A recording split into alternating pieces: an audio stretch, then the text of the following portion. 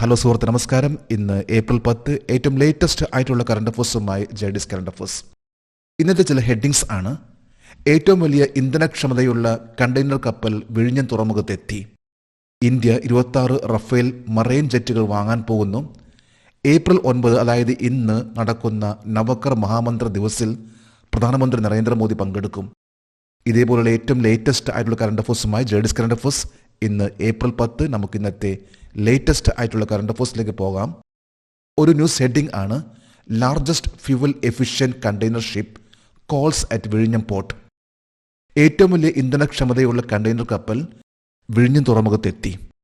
ഇത് ഏറ്റവും ലേറ്റസ്റ്റ് ആയിട്ടുള്ള വാർത്തയാണ്. ഇന്നത്തെ ഹിന്ദു പത്രത്തിലെ ഒരു വാർത്തയാണ്. നമുക്ക് കറണ്ട് അഫേഴ്സിൻ്റെ ഡീറ്റെയിൽസിലേക്ക് പോകാം.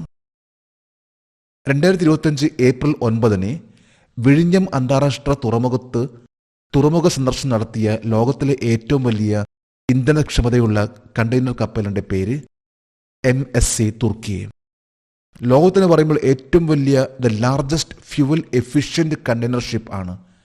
അതായത് ഏറ്റവും വലിയ ഇന്ധനക്ഷമതയുള്ള കണ്ടെയ്നർ കപ്പലാണ് MSC തുർക്കിയെ. അത് ഇന്നലെ വിഴിഞ്ഞം തുറമുഖത്തെത്തി. ഏതാണ്ട് 2000ഓളം TEU 20 ഫുഡ് ഈക്വലൻ്റ് യൂണിറ്റ്സ് അത് അൺലോഡ് ചെയ്തുകൊണ്ട് ഇന്നത് ഘാനയിലേക്ക് പോവുകയാണ്.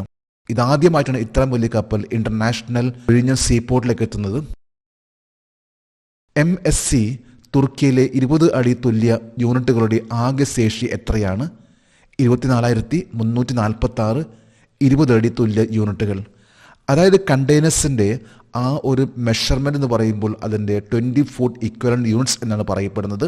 അതായത് TEU. അങ്ങനത്തെ 24,346 കണ്ടെയ്നേഴ്സ് കപ്പാസിറ്റി ഉള്ള ഒരു കപ്പലാണ് MSC തുർക്കി എന്ന് പറയുന്ന കപ്പൽ. ലോകത്തിലെ ഏറ്റവും വലിയ ഇന്ധനക്ഷമതയുള്ള കണ്ടെയ്നർ കപ്പലായ MSC തുർക്കി ഏത് ഷിപ്പിംഗ് കമ്പനിയുടേതാണ്? Mediterranean shipping company. MSC എന്ന് പറയുമ്പോൾ അതിൻ്റെ ഫുൾ ഫോം ആണ് Mediterranean shipping company MSC. MS തുർക്കി എന്ന കപ്പൽ ഇന്നിപ്പോൾ വിഴിഞ്ഞം ഇന്റർനാഷണൽ സീപോർട്ടിൽ എത്തി. ഇന്നത് യാത്ര തിരിക്കുകയാണ്. 2000ഓളം TEU ആണ് ഇത് അൺലോഡ് ചെയ്തിട്ടുള്ളത്. ലോകത്തിൽ തന്നെ പറയുമ്പോൾ ഏറ്റവും വലിയൊരു ഇന്ധനക്ഷമതയുള്ള കണ്ടെയ്നർ കപ്പലാണ് MSC തുർക്കിയെ. അടുത്തൊരു ന്യൂസ് ഹെഡിംഗ് ആണ്: India to procure 26 Rafale marine jets. India 26 Rafale marine ജെറ്റുകൾ വാങ്ങാൻ പോകുന്നു. ലേറ്റസ്റ്റ് ആയിട്ടുള്ള കറണ്ട് അഫേഴ്സ് ആണ്. നമുക്ക് ഈ കറണ്ട് അഫേഴ്സിൻ്റെ ഡീറ്റെയിൽസിലേക്ക് പോകാം. 2025 ഏപ്രിൽ 8 സുരക്ഷാകാര്യ ക്യാബിനറ്റ് കമ്മിറ്റിയുടെ തീരുമാനമനുസരിച്ച് ഇന്ത്യ എത്ര റഫേൽ യുദ്ധവിമാനങ്ങൾ വാങ്ങും? 26 റഫേൽ മറൈൻ യുദ്ധവിമാനങ്ങൾ. റഫേൽ എന്ന വിമാനം ഇത് ഇന്ത്യ വാങ്ങാൻ പോവുകയാണ്. 26 റഫേൽ മറൈൻ യുദ്ധവിമാനങ്ങളാണ് ഇന്ത്യൻ നേവിക്ക് വേണ്ടി ഇന്ത്യ വാങ്ങാൻ പോകുന്നത്. ഇതിൻ്റെ ലേറ്റസ്റ്റ് ആയിട്ടുള്ള തീരുമാനമാണ് ഇപ്പോൾ എടുത്തിട്ടുള്ളത്. ഏത് രാജ്യമാണ് ഇന്ത്യക്ക് റഫേൽ യുദ്ധവിമാനങ്ങൾ നൽകുന്നത്? ഫ്രാൻസിൻ്റെയാണ് റഫേൽ ഫൈറ്റർ ജെറ്റ്സ്. ഇന്ത്യ ഇപ്പോൾ ഇന്ത്യൻ എയർഫോഴ്സ് ഉപയോഗിച്ചുകൊണ്ടിരിക്കുന്ന ഒരു ഫൈറ്റർ ജെറ്റ് ആണ് റഫേൽ എന്ന് പറയുന്ന ഫൈറ്റർ ജെറ്റ്. ഇന്ത്യക്ക് 26 റഫേൽ യുദ്ധ വിമാനങ്ങൾക്കായി ഇന്ത്യയും ഫ്രാൻസും തമ്മിലുള്ള കരാർ എന്താണ്? 63,000 കോടി രൂപ. 63,000 കോടി രൂപയ്ക്കാണ് 26 റഫേൽ വിമാനങ്ങൾ ഇന്ത്യ വാങ്ങാൻ പോകുന്നത്. ഇതിൻ്റെ ലേറ്റസ്റ്റ് ആയിട്ടുള്ള ഒരു എഗ്രിമെൻ്റ് ആണ് ഈ കഴിഞ്ഞ ഏപ്രിൽ 8 നടത്തിയിട്ടുള്ളത്. ഇന്ത്യൻ നേവിക്ക് വേണ്ടിയുള്ള ഒരു കരാർ ആണിപ്പോൾ ഒപ്പുവെച്ചിട്ടുള്ളത്. 26 റഫേൽ മറൈൻ യുദ്ധവിമാനങ്ങൾ. ഹരിയാനയിലെ അംബാല വ്യോമസേന സ്റ്റേഷനിൽ ഇന്ത്യയുടെ ആദ്യത്തെ 5 റഫേൽ വിമാനങ്ങൾ ഏത് വർഷമാണ് എത്തിച്ചത്? ജൂലൈ 29, 2020. 2020 ജൂലൈ 29 മുതൽ ഇന്ത്യ ഉപയോഗിച്ചുകൊണ്ടിരിക്കുന്ന ഒരു വിമാനമാണ്, ഒരു ഫൈറ്റർ ജെറ്റ് ആണ് റഫേൽ ഫൈറ്റർ ജെറ്റ്. ഇന്ത്യൻ എയർഫോഴ്സിന് വേണ്ടി വാങ്ങിച്ചിട്ടുള്ള ഈ ഒരു ഫൈറ്റർ ജെറ്റ് ഇന്ത്യയിൽ എത്തിയിട്ടുള്ളത് 2020 ജൂലൈ 29. ഇപ്പോൾ ലേറ്റസ്റ്റ് ആയിട്ട് ഇന്ത്യൻ നേവിക്ക് വേണ്ടി റഫേൽ വിമാനങ്ങൾ വാങ്ങാൻ പോവുകയാണ് ഇന്ത്യ.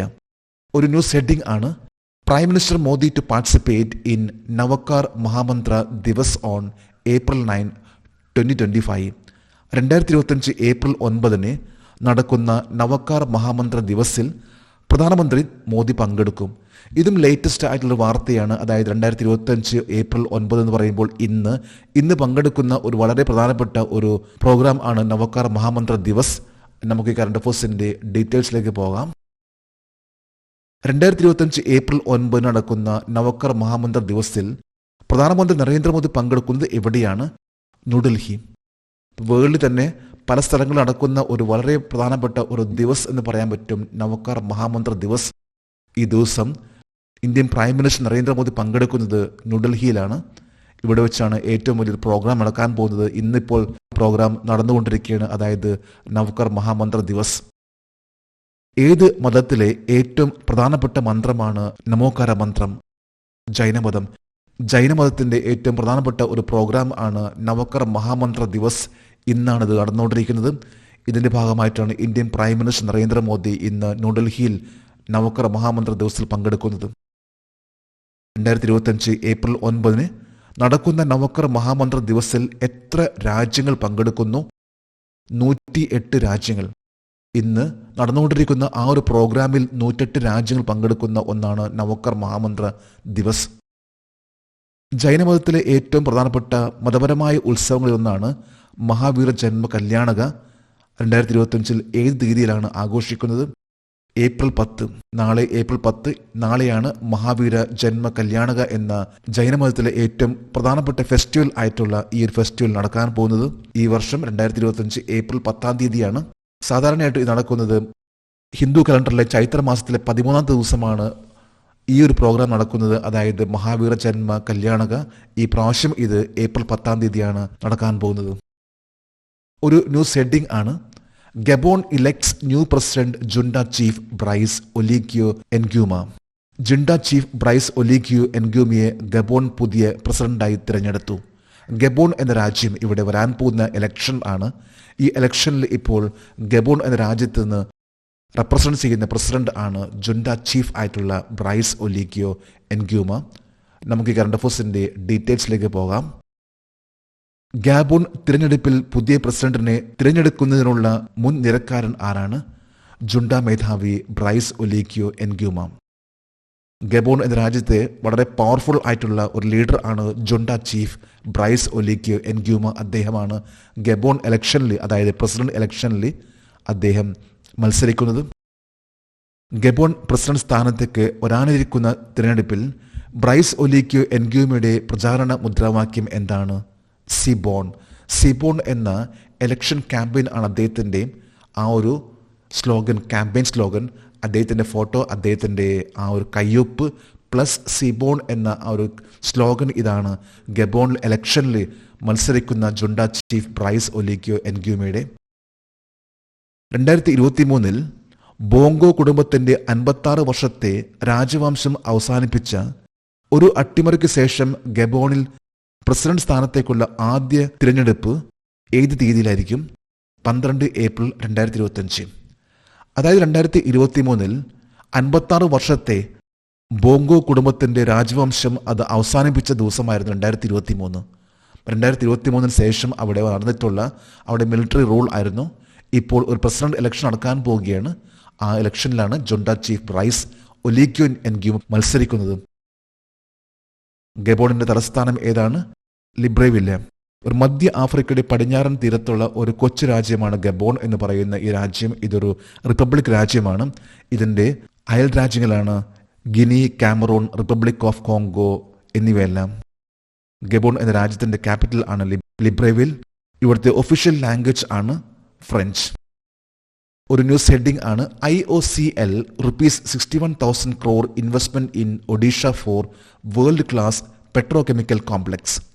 ലോകോത്തര പെട്രോകെമിക്കൽ കോംപ്ലക്സിനായി ഒഡീഷയിൽ IOCLന്റെ 61,000 കോടി രൂപയുടെ നിക്ഷേപം. ഇതും ഏറ്റവും ലേറ്റസ്റ്റ് ആയിട്ടുള്ള വാർത്തയാണ്. നമുക്ക് കറണ്ട് അഫയേഴ്സിന്റെ ഡീറ്റെയിൽസിലേക്ക് പോകാം. ലോകോത്തര പെട്രോകെമിക്കൽ സമുച്ചയം സ്ഥാപിക്കുന്നതിനായി IOCL 61,077 കോടി നിക്ഷേപം പ്രഖ്യാപിച്ച സ്ഥലം Paradip, Odisha. Indian oil corporation limited ഇപ്പോൾ ഒഡീഷയിലെ പാരദീപിൽ 61,077 കോടി രൂപയുടെ ഒരു നിക്ഷേപം നടത്താൻ പോവുകയാണ്. അതായത് പെട്രോ കെമിക്കൽസ് ആയിട്ട് ബന്ധപ്പെട്ട പ്രൊഡക്ട്സ് ഉൽപ്പാദിപ്പിക്കുന്ന ഒരു വലിയൊരു ഇൻവെസ്റ്റ്മെന്റ് ആണ് നടത്തിയിട്ടുള്ളത് IOC. ഇന്ത്യൻ ഓയിൽ കോർപ്പറേഷൻ ലിമിറ്റഡിന്റെ ഇതുവരെയുള്ളതിൽ വെച്ച് ഏറ്റവും വലിയ ഒറ്റ നിക്ഷേപം എവിടെയായിരിക്കും? പാരദീപ്, ഒഡീഷ.